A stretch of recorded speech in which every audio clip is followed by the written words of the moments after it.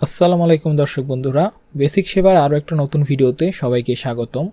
আজকের ভিডিওতে আমরা পুলিশ ক্লিয়ারেন্সের আবেদন করার পর আপনাদের কি কি করণীয় থাকতে পারে এবং আপনারা কিভাবে আপনাদের আবেদনের স্ট্যাটাসটি চেক করবেন সেটা নিয়ে আলোচনা করব।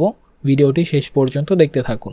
অনলাইনে পুলিশ ক্লিয়ারেন্স আবেদন করার পর আমরা কিন্তু চাইলে আমাদের অ্যাকাউন্টে লগ ইন হয়ে মাই অ্যাকাউন্ট এই ট্যাবে আসলেই আমাদের আবেদনের স্ট্যাটাসটি দেখতে পাবো।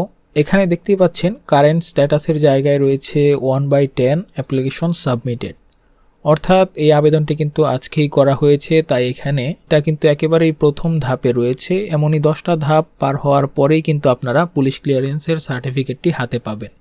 সাধারণত ঢাকা শহরের ভেতরে 7 কর্মদিবস এবং ঢাকা শহরের বাইরে 15 কর্মদিবসের মধ্যেই আমরা পুলিশ ক্লিয়ারেন্স সার্টিফিকেটটি পাওয়া যায়।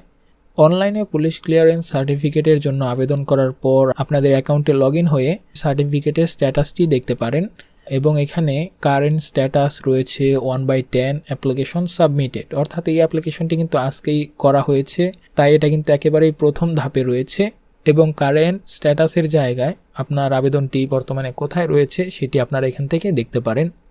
এছাড়াও আপনারা যদি রেফারেন্স নাম্বার বা পাসপোর্ট নাম্বার বা মোবাইল নাম্বার দিয়ে সার্চ করেন তাহলেও কিন্তু আপনারা এখানে আপনাদের আবেদনটি দেখতে পাবেন। আপনাদের অপেক্ষা করতে হবে ঢাকা শহরের ভেতর 7 দিন এবং ঢাকার বাইরে 15 দিন। তারপর আপনারা যদি দেখেন এটা কারেন্ট স্ট্যাটাস 10 নম্বরে পৌঁছে গেছে, তখনই আপনারা আপনাদের সার্টিফিকেটটি এসপি অফিস থেকে সংগ্রহ করবেন। এই ছিল আজকের ভিডিওতে। এমনই আরও ভিডিও পেতে আমাদের সাথেই থাকুন। ধন্যবাদ সবাইকে।